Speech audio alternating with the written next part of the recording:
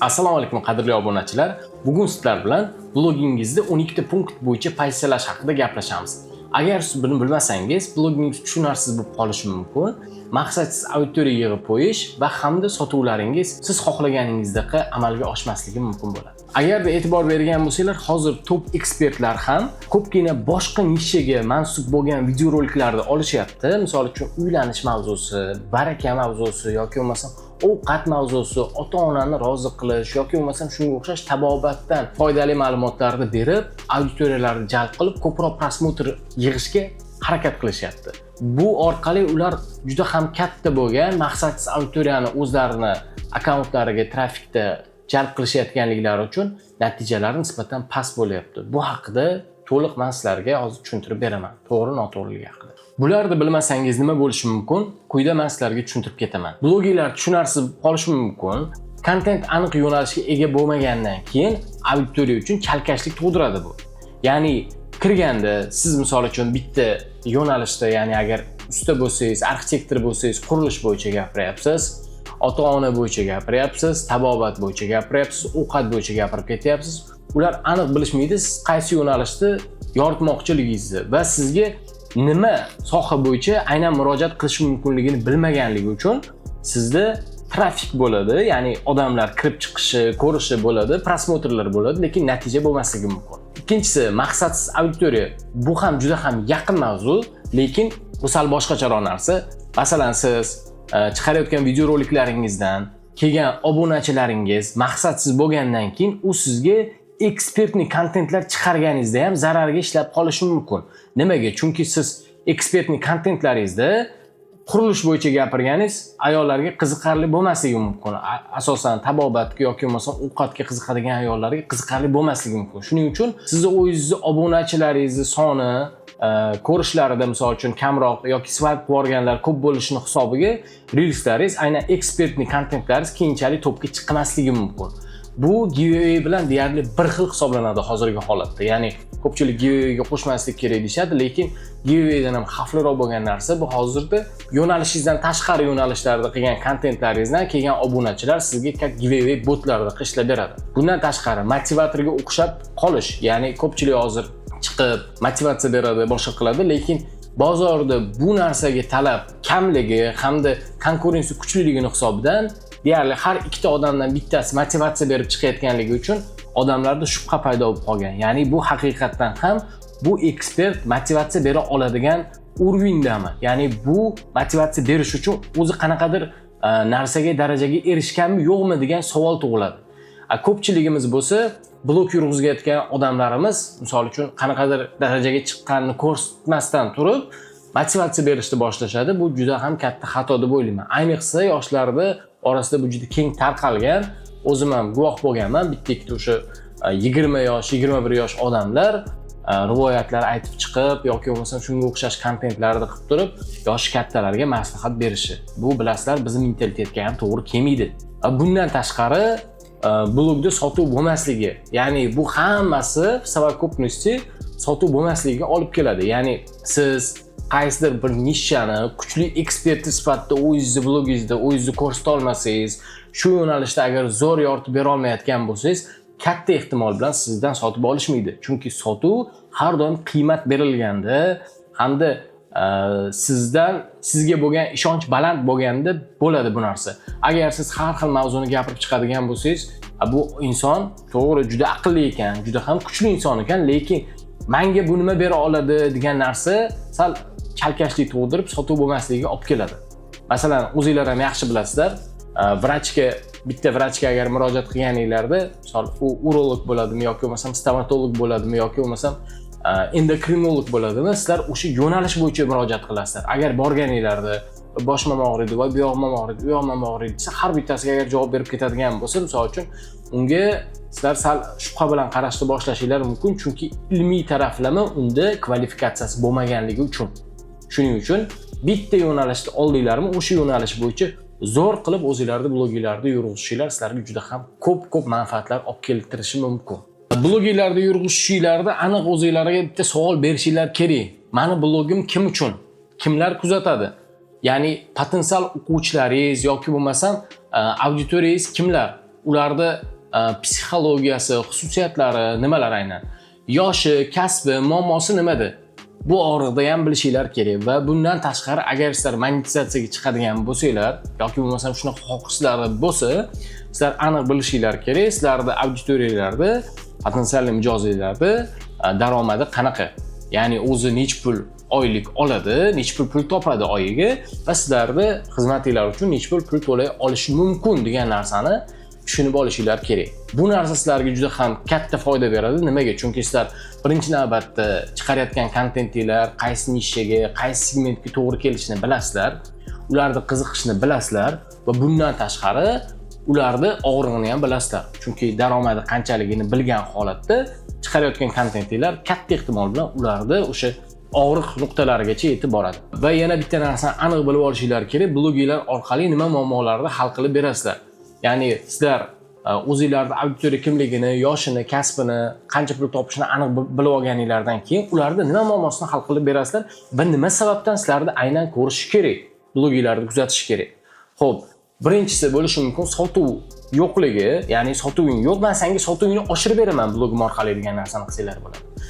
Reelsing prosmotrida yig'mayotgani, men senga Reels orqali, ya'ni blogim orqali Reelslaringni topga chiqarishga yordam beraman degan narsani berishinglar mumkin. Undan keyin misol uchun agar ta'lim sohasi bo'ladigan bo'lsa, misol uchun matematikangni senga kuchaytirib berib turib, imtihonlaringdan o'tishingga yordam beraman yoki bo'lmasam IELTS dan past ball olayotgan bo'lsang, men senga qanaqadir vaqt oralig'ida imtihondan o'tishingga va IELTS dan ball olib chetga ketishingga yordam beraman degan og'riqlarga yechim berishinglar kerak. Yoki bo'lmasam tabobat sohasi bo'ladigan bo'lsa, meditsina sohasida semizlik hozir juda ham keng tarqalgan butun dunyo bo'yicha va bu mavzuni ham misol uchun agar sizlar nishalarga to'g'ri kelsa, semizlik bo'yicha men senga o'sha odatiy turmush tarzing vaqtida ozish yo'llarini o'rgataman blogim orqali deydigan bo'lsanglar, u ham savol beradi. Bu blogga men nima sababdan podpiska tashlashim kerak? Bu insonni men nima sababdan kuzatishim kerak degan savollarga javob berasizlar va bu menga nima foyda beradi deganda o'sha o'zida bor savollarga javob olib, sizlarga podpiska tashlab, sizlarni отписаться qilmaydi. Chunki uni muammolarini hal qilib berayotganliklari uchun.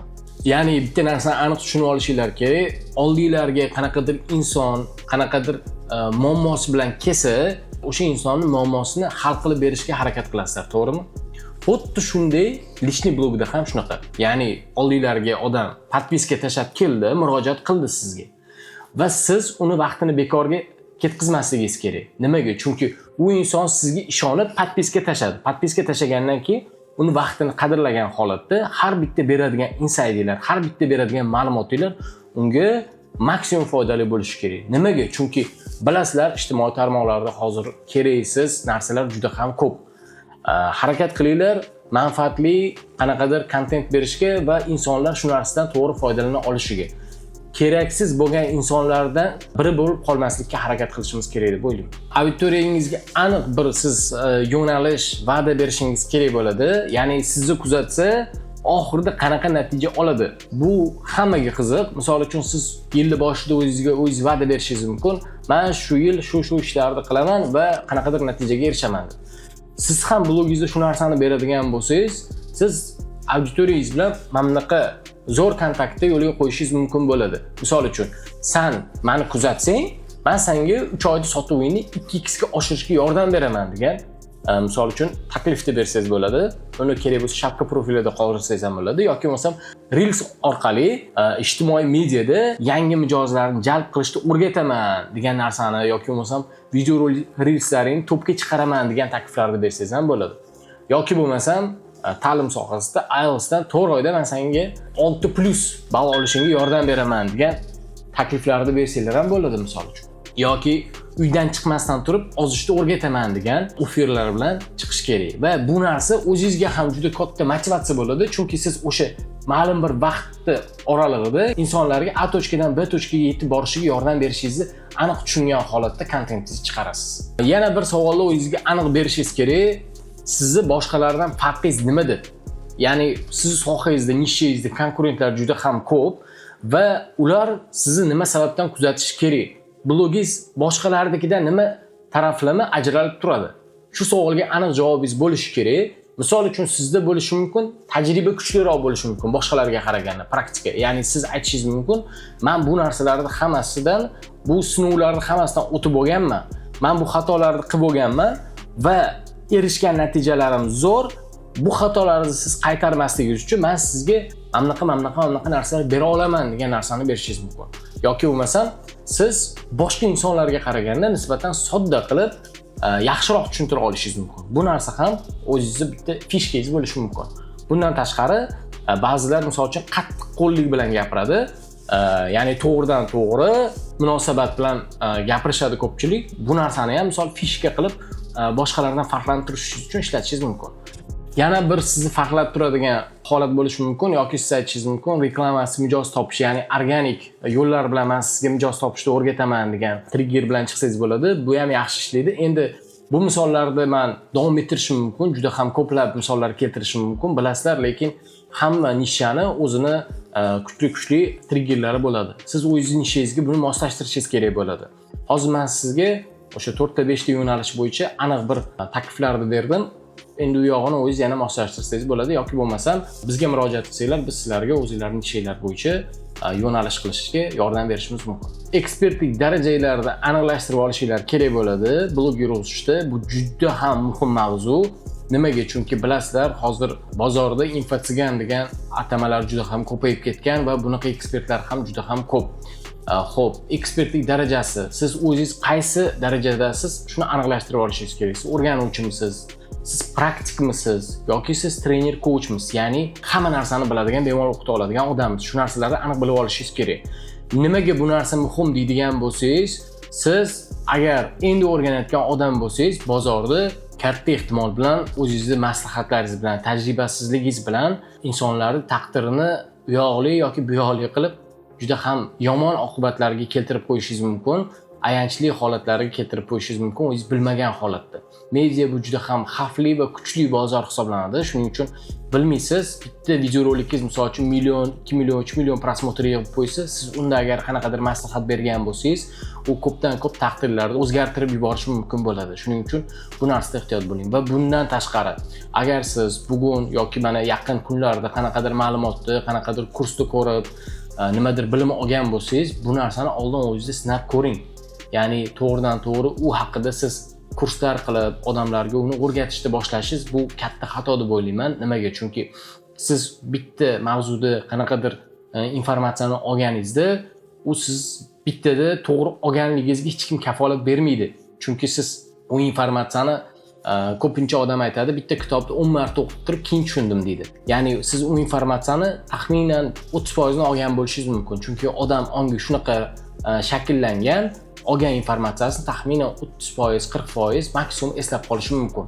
Shuning uchun u narsani siz amalda qo'llab ko'rib, u informatsiyani yana bir marta tahlil qilib, yana bir marta xatolaringizni ko'rib chiqib, hammasiga 100% ishonchingiz komil bo'lgandan keyin, agar bu narsani qo'llab turib odamlarga mana men o'zimni sinab ko'rdim, mana bunaqa natija berdi deb turib ochiqchasiga agar aytadigan bo'lsangiz, sizda auditoriyangizda sizga bo'lgan ishonch ham juda ham yuqori darajada bo'ladi.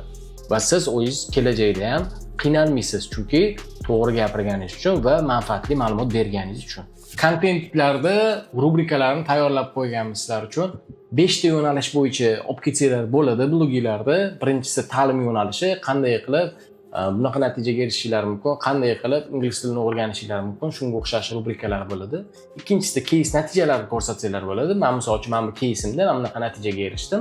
Sanda ham shu rezultatga chiqarishim mumkin sani ham degan narsani bersanglar bo'ladi.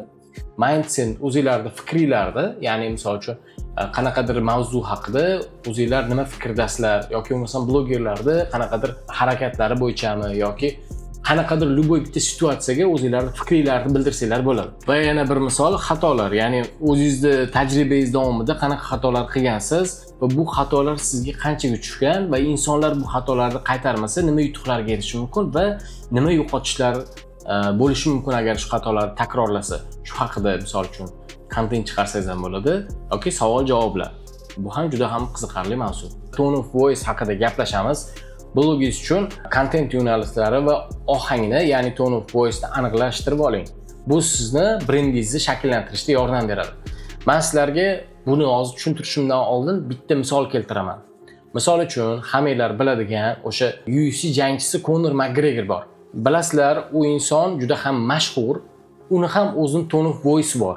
Ya'ni sizlar misol uchun uni agressiv, juda ham trash talkerligi uchun taniysizlar va shu holatda uni qabul qilasizlar. Lekin u asli hayotda unaqa bo'lmasligi mumkin, chunki biz agar uni yaqindan biladigan bo'lsak, u unaqa inson bo'lmasligi mumkin, lekin mediada faqat shu pozitsiya bo'yicha tanilgan.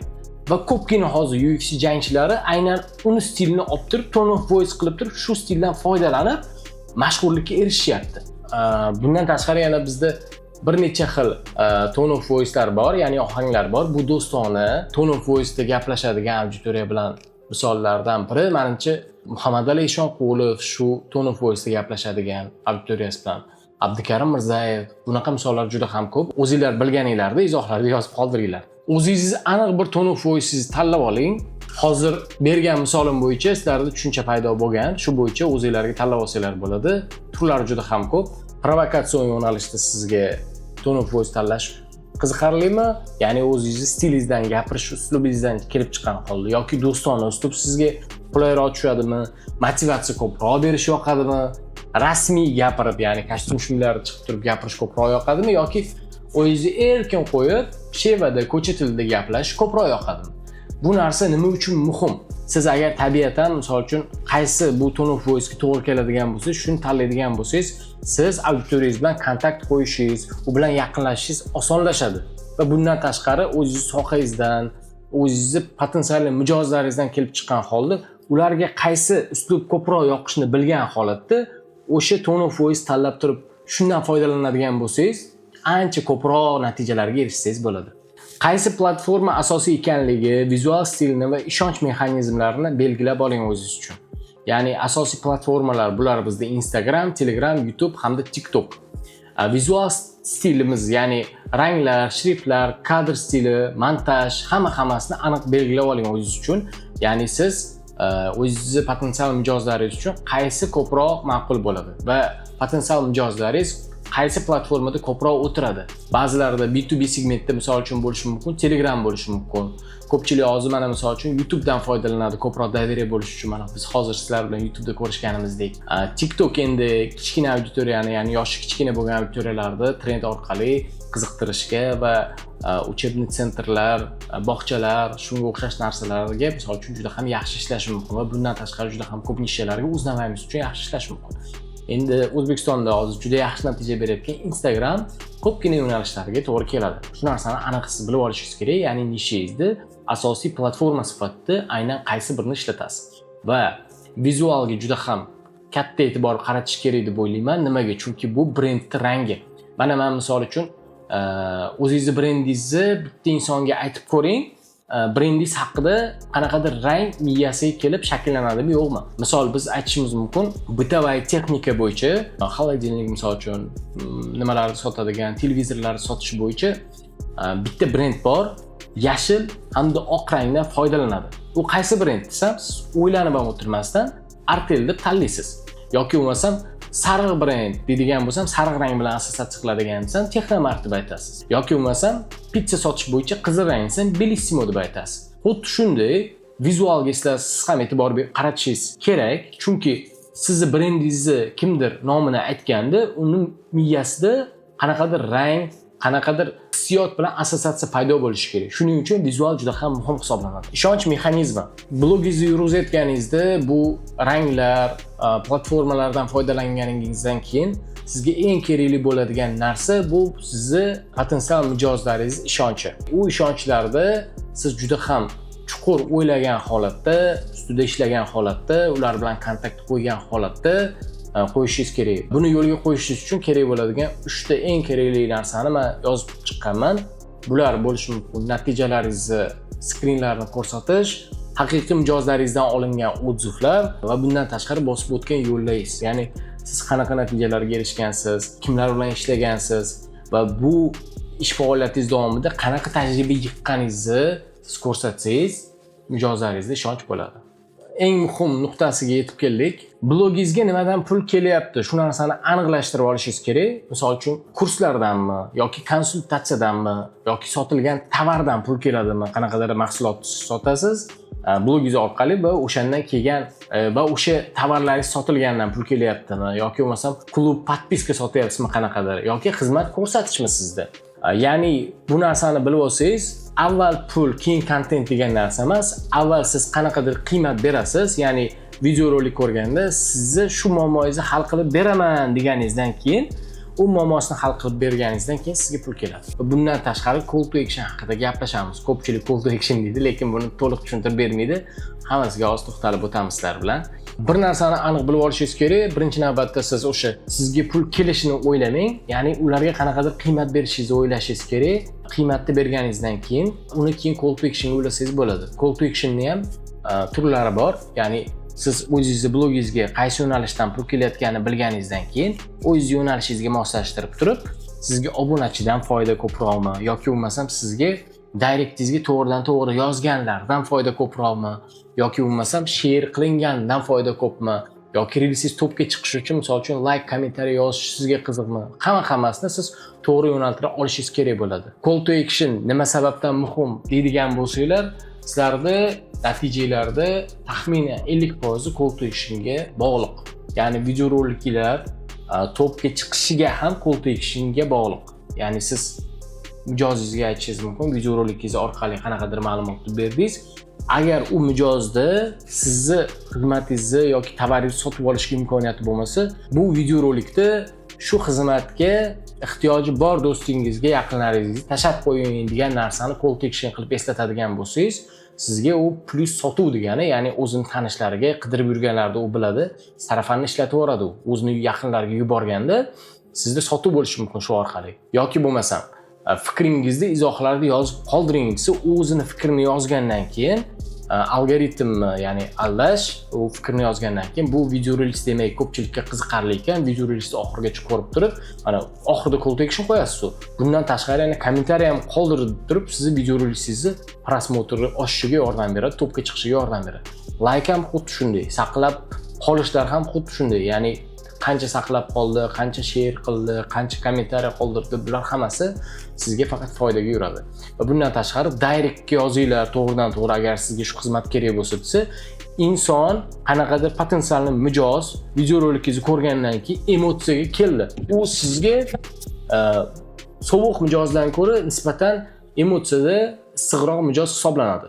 U mijoz o'sha zahoti direktga o'tib turib yozganda juda katta ehtimol bilan sotib olish potensiali juda ham yuqori bo'ladi.